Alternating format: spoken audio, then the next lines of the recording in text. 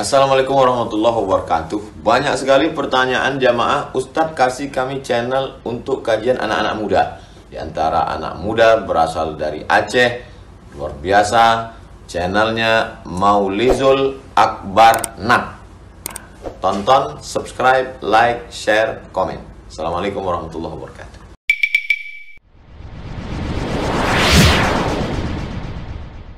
Assalamualaikum warahmatullahi wabarakatuh. Innal hamdalillah nasta'inuhu wa nastaghfiruh wa na'udzu bihi min shururi anfusina wa min sayyiati a'malina. Man yahdihillahu fala mudilla lahu wa man yudlil fala hadiya lahu. Asyhadu an la ilaha illallah wahdahu la syarika lahu wa asyhadu anna Muhammadan 'abduhu wa rasuluhul karim. Allahumma salli wa sallim على نبينا المصطفى محمد وعلى آله وأصحابه أجمعين. أما بعد، رب اشرح لي صدري ويسر لي أمري واحلل عقدة من لساني يفقهوا قولي. Segala puji bagi Allah, kemudian salawat dan salam kepada Rasulullah, pada keluarga dan seluruh sahabat-sahabatnya yang Allah muliakan insyaAllah. Bapak-bapak, ibu-ibu, jamaah salat subuh yang datang berhadir karena Allah, mudah-mudahan Allah balas dengan surganya insyaAllah. Bapak ibu yang Allah muliakan, kita akan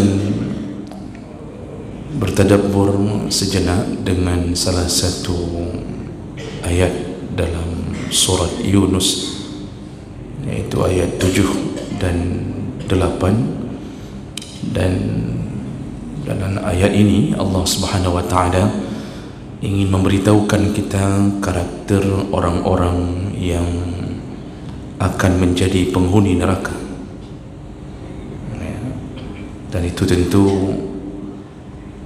kita diminta untuk tidak masuk ke dalam salah satu dari karakter atau sifat-sifat ini. Ada 4 sifat, ada 4 karakteristik calon penghuni neraka. Allah mulai dengan menyebutkan, innal ladzina la yarjuna liqa'ana wa radu bil hayatid dunya wa tuma'annu biha walladzina hum an ayatina ghafilun ulaika ma'wahumun nar bima kanu yaksibun. Nah, di ayat yang terakhir, ayat 8, Allah mengatakan ulaika ma'wahumun nar. Mereka, yaitu yang nanti kita akan jelaskan, yang punya karakter itu, ma'wahumun nar, mereka itu telah disiapkan tempat mereka, yaitu di dalam neraka. Bima kanu yaksibun, dan itulah hasil kerja mereka selama di dunia. Nah, jadi Allah pastikan bahawa siapapun yang punya 4 sifat yang disebutkan oleh Allah sebelumnya, sebelum ayat tadi, maka dia pasti jadi penghuni neraka. Dan ini berlaku bagi kafir atau mukmin. Karena mukmin tidak ada jaminan wajib masuk surga dari awal kedatangannya di akhirat. Bisa saja seorang mukmin transit lebih dahulu ke dalam neraka, walaupun nanti ujungnya dia tetap diselamatkan oleh Allah Subhanahu wa taala dengan keimanannya yang masih menyandarkan pada kalimah la ilaha illallah. Karena kalau kita baca ilmu aqidah, itu tahapan-tahapan syafaat Nabi SAW, mulai dari syafaatul kubra, yaitu mulai memberi syafaat pada saat terjadi kebingungan di padang mahsyar, sampai nanti ujungnya Nabi diizinkan memberi syafaat oleh Allah menjemput semua umatnya yang berada di dalam neraka yang mereka punya kekuatan di dalam hatinya, yaitu kalimah la ilaha illallah. Artinya mereka walaupun maksiat, walaupun melakukan apapun, selama punya kalimah la ilaha illallah, maka dia mendapatkan kesempatan untuk masuk surga. Ya. Tentu orang berfikir, ya alhamdulillah lah, ya, kita akhirnya bisa masuk surga. Tetapi kadang-kadang hati-hati, orang tak berfikir dahsyatnya neraka. Ya, jadi cuma mikir, oh ya tak penting, yang penting kita nanti ujungnya masuk surga. Tak terfikir dahsyatnya neraka. Ya, jadi berfikir kayak orang menggoreng pisang goreng, ya, setelah panas masak, kemudian di ruang apalagi bahasa Indonesianya ini, di apa bahasa Indonesianya, di ruang, ya, diangkat ya, dari tempat minyak itu, kemudian diletakkan ke tempat pendinginan. Jadi dia membayangkan dirinya pisang goreng, setelah digoreng, setelah dibakar, kemudian diangkat, begitu saja. Dia tak tahu bagaimana nasibnya ketika api yang 70 kali lipat akan menyakitinya. Dan neraka itu punya konsep la yamutu fiha wa la yahya, tidak mati, tidak hidup. Jadi tidak bisa mati, juga tidak bisa merasakan hidup. Jadi ketika sudah disiksa sampai terasa hampir mati, apa kata Allah? Baddalnahum juludan ghairaha liyazuqul azab. Lalu kami ganti dengan kulit yang baru.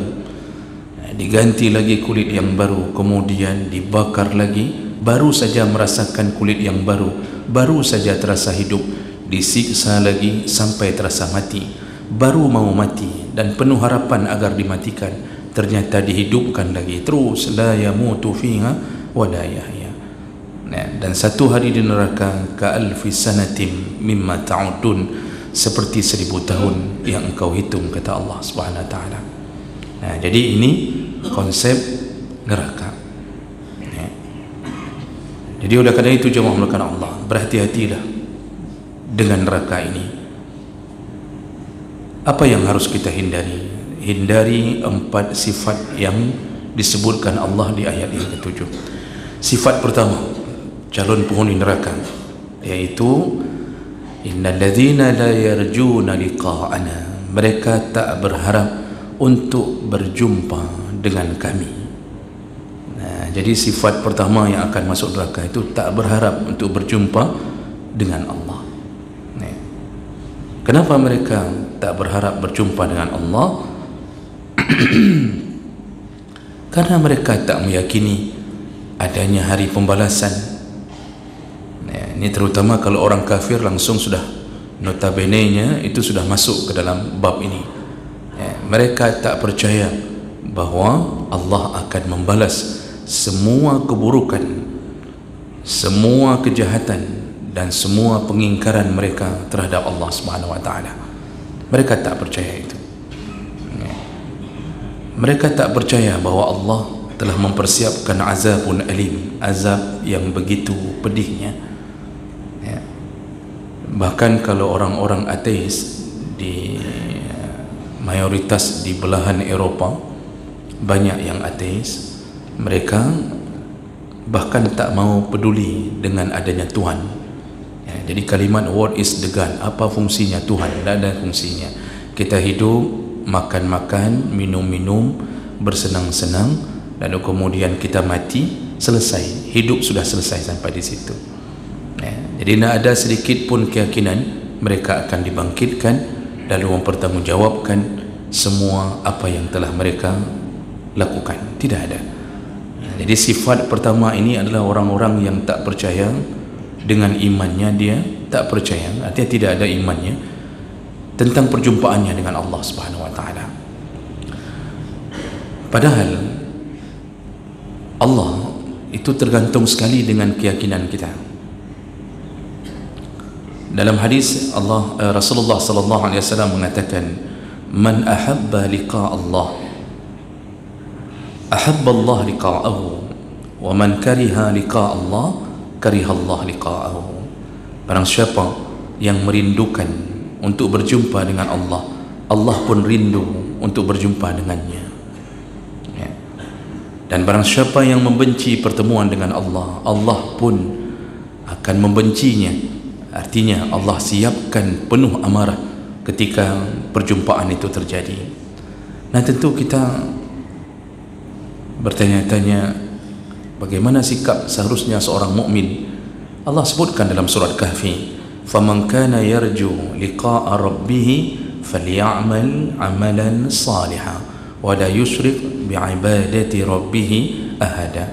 Barang siapa yang ingin merindukan berjumpa dengan Allah, faman kana yarju liqa'a rabbih, maka apa yang dia lakukan? Falyamal amalan salihan, persiapkan amal saleh, kata Allah. Lalu wala yusyrik, dan kemudian jangan pernah melakukan kesyirikan. Ya. Jadi orang-orang yang merindu kepada Allah itu, mereka yakin, dan insyaAllah kita bahagian di dalamnya, kita yakin bahawa kita akan bertanggung jawab, diminta pertanggungjawaban terhadap apa yang kita lakukan di saat kita bertemu dengan Allah. Nah, itu karakter pertama orang-orang yang akan menghuni neraka. Tidak ada keinginan dan tidak mahu, bahkan mereka takut untuk berjumpa dengan Allah Subhanahu wa taala. Kalau kita kan tidak ada takutnya, malah kita berharap. Kalau orang beriman itu berharap berjumpa Allah. Kenapa? Kalau tidak jumpa, seandainya kita tidak dibangkitkan, tidak jumpa, maka kita tak bisa menuntut semua janji Allah. Seandainya tak ada kematian yang membuat jembatan pertama pertemuan kita dengan Allah, maka kita tak bisa menuntut semua apa yang telah kita lakukan. Kita tahan diri dari waktu subuh sampai maghrib, bibir kering, mata pun tidak fokus ketika menjelang berbuka puasa, semakin badan semakin menghangat, rasa lemas mendera tubuh kita. Apa yang kita harapkan? Kita berharap kita bertemu dengan Tuhan kita, lalu kita ingin mengatakan, mana pahala kami ya Allah? Mana yang dulu engkau janjikan bahawa kami kalau baca Quran satu hurufnya engkau berikan nilai 10? Mana sudah pahala kami yang kami dirikan malam-malam Ramadan? Kami tegakkan lutut kami hanya untuk taat kepadamu ya Allah. Mana pahalanya? Dan itu perlu kematian untuk menjadi awal pertemuan. Jadi kita ini berharap, kalau tidak rugilah kita beramal. Dan kita ingin melihat satu janji yang paling besar, yaitu keindahan surga. Selama ini kita baca ayat surga itu begitu indahnya, jangan tanya keindahan bidadarinya, dan bahkan nanti Allah hidangkan makan minum tiada henti-hentinya. Kita pun nanti tak perlu lagi bekerja, tak perlu lagi gelisah hidup, tidak lagi ribut di grup WA di saat tunjangan ditahan gara-gara efisiensi, tidak perlu lagi merasa gelisah gara-gara Pertamax dioplos dengan Pertalite. Tak ada lagi perasaan gundah gulana di saat kita tak lulus PNS sudah 10 kali. Tidak lagi ada rasa sedih di saat kita sudah honor kemudian tidak diberikan kesempatan untuk menjadi anggota P3K. Tidak ada lagi. Semua kesenangan hidup kita tagih itu kepada Allah Subhanahu wa taala. Kenapa? Kita berharap surganya. Kita harap kita hanya hidup bersenang-senang. Inna ashabal jannati al-yawma fi syughulin fakihun. Sesungguhnya penduduk surga nanti semuanya syughul, kata Allah. Syughul, sibuk.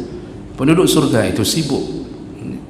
Sibuk dengan apa? Sibuk fakihun, sibuk bersenang-senang. Masya Allah, penduduk surga sibuk bersenang-senang.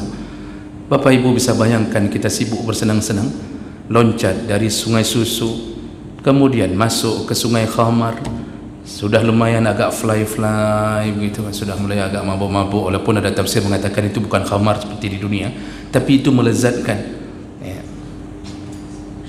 Lalu kita terjun ke sungai madu, tak perlu belajar training untuk berenang lebih dahulu karena mati telah ditiadakan.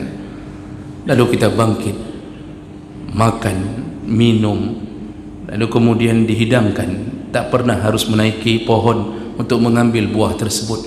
Wa kutufuha daniyah, ketika engkau ingin makan, cabang pohonnya aku dekatkan kepadamu. Kalaupun kita menginginkan sesuatu, maka kita dihadirkan oleh Allah wildanun mukhalladun, yatufu alaihim wildanun mukhalladun, akan berkeliling di antara kalian, kata Allah, wildan, anak-anak mukhallad. Anak-anak itu tidak tua-tua dan juga tidak akan mengecil, artinya dia tidak akan mati, umurnya begitu saja, standby umurnya. Yatuf, dia akan berkeliling kepadamu, dia akan bertanya, oh mau makan apa lagi, tante mau makan apa lagi, ya, mau dibuatkan apa, ayam geprek langsung dipenyet atau bagaimana daging yang engkau inginkan, ya, ditanya itu sama anak-anak itu. Tentu jadi pertanyaan kepada kita, kenapa pelayan kita anak-anak? Kenapa tidak mbak-mbak, emak-emak, kenapa tidak yang tua-tua di surga nanti yang bisa berkata mungkin dengan lebih sopan? Kenapa harus anak-anak yang menjadi pelayannya di surga? Tafsir menyebutkan Allah sengaja atur itu agar kita mudah untuk menyuruh-nyuruh mereka. Apa ibu, kalau pelayan kita nanti orang-orang tua, kita segan untuk meminta, kita pasti akan mengatakan, Pak, boleh minta tambah jus satu lagi, tapi kalau bapak tidak repot ya, ni mohon maaf bapak, mohon maaf kalau bapak tidak repot, boleh tambah jus, minta saja malu. Sedangkan surga itu tak boleh ada rasa segan, tak boleh ada rasa sungkan untuk menikmati kesenangannya. Maka kalau orang tua yang melayani begitu nanti sikap kita, enak tak enak, nanti isteri mengatakan jangan lagi suruh sama bapak tu, sudah 10 kali kita suruh, nanti yang lain saja. Dan begitu kan kehidupannya. Tapi kalau sama anak-anak kan kita tinggal he saja, apa baju tu apa, mi goreng ya, pakai 2 telur saya, pakai kepiting, begitu saja sudah selesai, Pak. Makanya Allah ciptakan kehidupan itu, orang yang merindukan semua perjumpaannya dengan Allah. Kalau tak mati, bagaimana kita bisa bertemu dengan semua janji Allah itu? Makanya hati-hatilah di saat hati ini tak lagi merindukan perjumpaan dengan Allah Subhanahu wa taala. Itu karakter pertama penduduk neraka. Lalu kemudian Allah sambung sifat kedua penduduk neraka, waradu bil hayatid dunya. Dia mencukupkan dirinya dengan kehidupan dunia. Jadi karena tidak percaya adanya hari kebangkitan, tak percaya dengan semua harapan-harapan yang dijanjikan Allah, akhirnya radu bil hayatid dunya, orientasi hidupnya hanya untuk dunia, tidak berusaha untuk mengejar amal saleh, tidak berusaha fastabiqul khairat, tidak berusaha wasari'u ila maghfiratin min rabbikum wa jannah, tidak ada usaha untuk mendekat ke Allah. Kenapa? Memang dia sudah tak yakin dari awal. Lalu apa yang dia lakukan?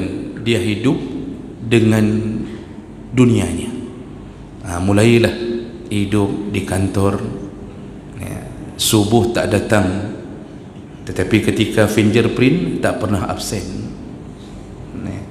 Saya yakin seandainya di masjid-masjid ada fingerprint, tak datang juga. Seandainya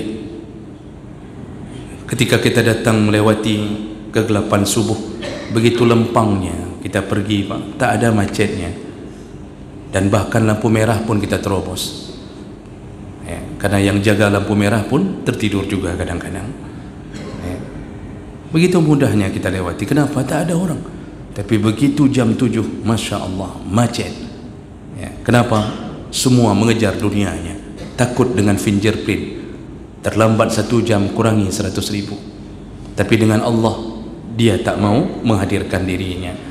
Dia sibuk dengan dunia, di kantornya sibuk dengan kertas mengertas, sibuk dengan komputernya, sibuk dengan perdagangannya. Lalu ketika Allah memanggilnya, hayya 'alal falah, marilah, mari ke sini, rebutlah keberuntungan, rebutlah kemenangan, dia tak datang di waktu duhur.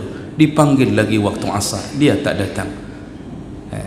Waradu bil hayatid dunya, dia rida cukup dunia untuk kami. Makanya orang-orang kafir itu Pak, mereka itu betul-betul dunia itu jadi surga bagi mereka. Maka Rasulullah mengatakan bahawa dunia ini itu bukan tempat kita.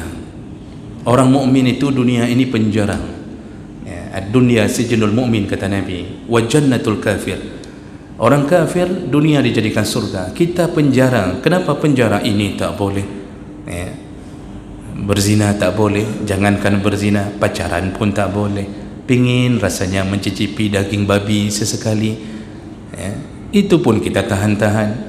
Bahkan saking hebatnya pertahanan kita, setiap kali kita beli makanan yang kita lihat adalah label halalnya, walaupun kadang-kadang ditipu juga, tapi kita betul-betul menyeleksinya. Itu kita sungguh terpenjara. Kita tidak bisa lakukan ini. Mau ingin membangun rumah dengan meminjam uang di bank, baru mau pinjam, sudah datang di waktu pengajian subuh, lalu ada ustaz yang mengatakan bahwa itu riba, riba itu dosa, nanti akan begini, nanti akan begini. Akhirnya tak jadi, sampai hari ini masih hidup di rumah sewa demi mempertahankan imannya jangan jatuh ke dunia riba. Begitunya orang-orang yang mengharap pertemuan dan mereka tak rida dunia menjadi miliknya. Di luar itu orang kafir, maksiat, ahli maksiat, betul-betul dunia dijadikan tempat yang cukup untuknya. Maka hiduplah mereka di atas dunia, bersenang-senang di atas dunia, yang berzina, yang telanjang, yang berjudi, membeli chip. Habis pulang dari kerja, habis gaji untuk beli chip, bermain judi online. Mereka betul-betul menghabiskan tu dunia, tak peduli tentang rasa takutnya kepada Allah Subhanahu Wa Taala. Dunia begitu mereka harapkan. Makanya cuba lihat gaya orang kafir, Bapak Ibu yang Allah muliakan. Mereka sampai bingung kenikmatan apa lagi yang bisa reguk di dalam dunia ini. Semua permainan sudah, semua keinginan pergi ke Dubai sudah, membayar hotel yang paling mahal sudah, makan di atas udara diangkat oleh kren sudah, kemudian ke Bali sudah habis semuanya. Semua perzinaan dia telah rasakan. Bingung untuk menikmati dunia. Akhirnya apa yang terjadi? Ya, mereka lakukan apapun Pak. Jadi mereka ke salju, kemudian bermain punan permainannya, ice skateboard Pak. Masya Allah, turun dari salju ke bawah. Lalu mereka kadang-kadang ada yang masuk ke jurang, naik kembali. Itu kesenangan bagi mereka, karena bingung sekali mau buat apa lagi.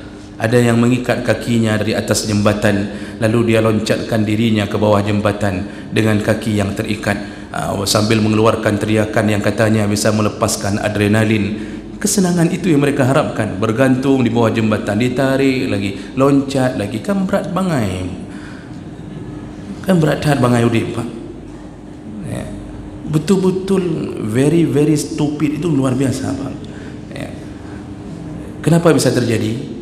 Mereka cukupkan dunia sebagai kehidupan mereka, tidak berharap akhirat. Itu nak usah fikirlah. Ahli maksiat begitu Pak. Mukmin pun beriman tapi ahli maksiat juga begitu hidupnya, tidak peduli itu. Yang penting senang, mau ngapain sajalah. Lihatlah gaya-gaya orang yang tak beriman seperti ini. Dia apalagi kalau dia punya uang, betul-betul dunia, terbang sana terbang sini, untuk menutupi identitasnya. Begitu sampai di hotel, ditutup BL-nya Pak. Ditutup BL-nya, kemudian nanti baru dibuka waktu mau pulang. Ada yang ganti BL supaya tidak ketahuan dia berasal dari mana. Model-model begitu hidupnya. Ini yang kedua. Lalu yang ketiga, kata Allah, karakter penduduk neraka, watma'annu biha. Setelah mereka orientasinya hanya untuk cari dunia, cari uang untuk kebahagiaan dunia, watma'annu biha, lalu mereka merasa tenang, merasa nyaman dengan dunianya. Jadi sudah tidak bisa keluar lagi dari dunia. Pelaku-pelaku riba yang kerja di tempat-tempat riba, gajinya 10 juta, dan dia merasa tenang ketika ada orang yang menasihatinya, keluarlah, sebelum engkau meninggal keluarlah, carilah gaji yang halal. Lalu dia mulai berfikir, kalau saya keluar, bagaimana keadaan saya? Susah cari gaji ini. Dibantu dengan dukungan istri mengatakan, bang, mikir-mikir dulu sebelum keluar. Memang teman abang tu bilangnya enak, kalau kita keluar nanti kita makan apa bang? Ingat-ingat nih anak kita, udah abang tetap aja di situ, nak perlu mikir. Dia pun tu asal ngomong aja. Itu model isteri, isteri iblis. Jadi kita telah menikahi iblis. Tidak didukungnya untuk keluar dari dunia riba, hidup dia terus begitu. Ya hanali gaji. Jadi akhirnya dia mengatakan, insyaAllah, nanti insyaAllah kalau sudah siap iman saya, sudah kuat, saya akan keluar. Udah 25 tahun Pak, imannya tidak kuat-kuat untuk keluar dari situ.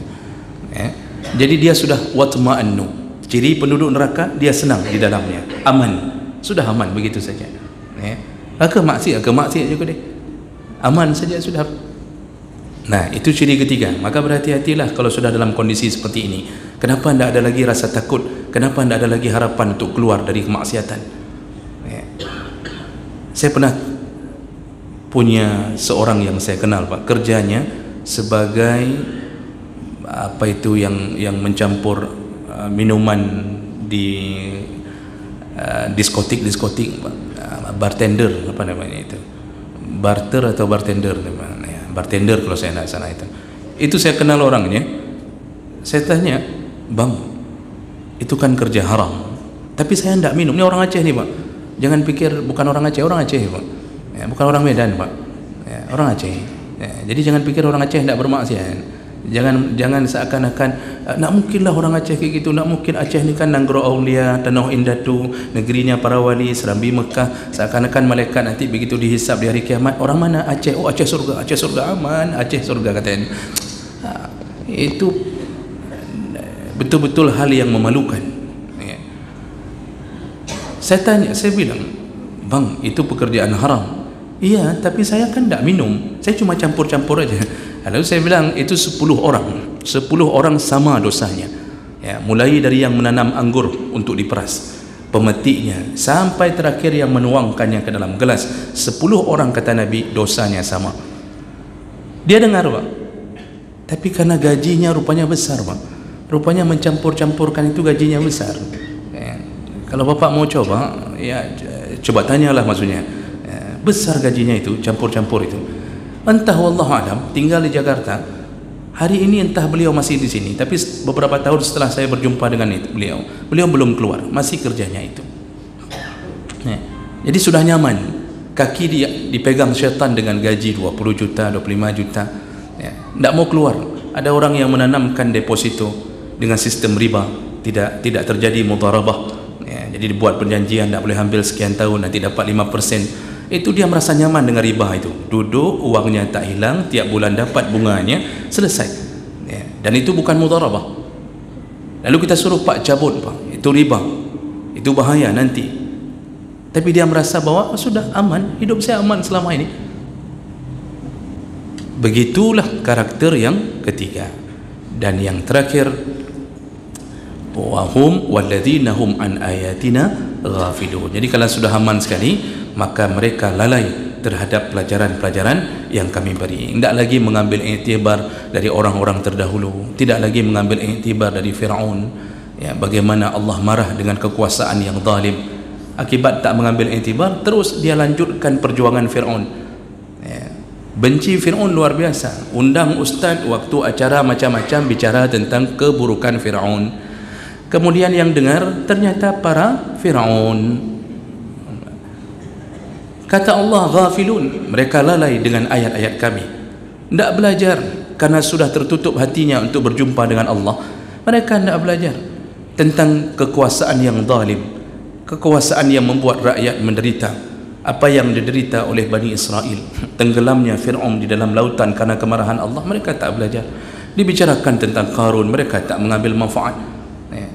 Jadi melanjutkan kehidupan Qarun, tumpuk harta, tumpuk di dalam bank itu sampai 1M, 2M, zakat tak bayar. Ketika diajak untuk berbuat baik pun mereka tak mau mentaatinya. Mereka lalai, mereka tak belajar tentang bagaimana Qabil. Di saat Nabi mengatakan setiap pembunuhan yang terjadi di dunia ini, maka seluruh dosanya dikirimkan kepada Qabil, karena Qabil lah yang memperkenalkan pembunuhan pertama. Akhirnya mereka melanjutkan pembunuhan berikutnya. Lihatlah berapa hari yang lalu, hanya karena ingin memiliki mobil orang, dibunuh, Pak. Seorang agen dibunuh, dan bagi mereka ringan. pembunuhnya masih berumur 23 tahun, santainya membunuh orang, menembak di pelipis, tidak ada rasa takutnya. Tak terbayangkan tangisan anak yatim ketika ayahnya dikuburkan. Mereka memanggil kalimat ayah, ayah, yang baru saja meninggalkan mereka, dan mereka tak tahu harus melakukan apa. Tak terbayangkan sama sekali. Yang penting poh gak mati ke mati. Itu contoh penduduk neraka, tak mengambil i'tibar, tidak mengambil pelajaran dari ayat-ayat Allah. Sengaja Allah ceritakan dalam Al-Quran begini Allah ceritakan, tapi dia tak mengambil pelajaran. Makanya di ayat terakhir tadi Allah katakan dengan kata semua mereka yang punya 4 sifat ini, maka semuanya dalam neraka dan mereka kekal di dalamnya. Mudah-mudahan Ramadan bisa menggugurkan dosa kita, dan mudah-mudahan orang-orang yang merindukan Allah pertemuan untuk mengambil kembali pahala Ramadan 10 terakhir tidak menyibukkan diri untuk menyerbu serba 35.000. Ini orang-orang tidak mengharap pertemuan begitu Pak. Tarawih tak datang lagi. Di mana mereka Pak? Mulai dari cula-cula istiqamah sampai bulan kokulang, kenyawanya mandum. Kenyawanya. Tak nampak lagi di masjid-masjid Allah. Itu nampak cuma 5 hari pertama, store muka saja supaya nanti jangan dianggap orang terlalu lalai datang. Kan saya sering bilang kadang-kadang Pak panitia masjid, itu panitia menasah, itu 5 malam pertama sudah rencana untuk meluaskan menasahnya. Tak cukup tempat parkir, semuanya penuh. Kemudian nanti 10 malam yang pertama itu tiba-tiba orang berkurang drastis. Sudah cukup di dalam menasah-menasah. Panitia mengatakan kita batalkan saja rencana untuk memperluas. Di atas 15, masuk 20, tertinggal 1 saf di menasah-menasah kampung. Yang salat pun kakek-kakek tua yang sudah lutut bergetar Pak, yang ketika dia beriqamah hancurlah masjid di saat seperti itu kan. Yang tinggal mereka-mereka. Apa kata panitia menasah-menasah? Kita jual saja menasah ini, tak ada orangnya lagi. Itulah sekarang Pak, coba lihat, Bapak lihatlah. Lihatlah Pak, Masya Allah, orang tak lagi merindukan Allah, sudah keluar dari masjid-masjid, tak lagi bersama Allah. Jadi yang punya bisnis serba 35.000, siap-siap untuk bertemu Allah Subhanahu wa Ta'ala yang telah membuat mereka lalai dengan pertemuan dan harapan bersama Allah. Mudah-mudahan bermanfaat. Subhanakallahumma bihamdik, asyhadu an la ilaha illa anta, astaghfiruka wa atubu ilaik. Wassalamualaikum warahmatullahi wabarakatuh.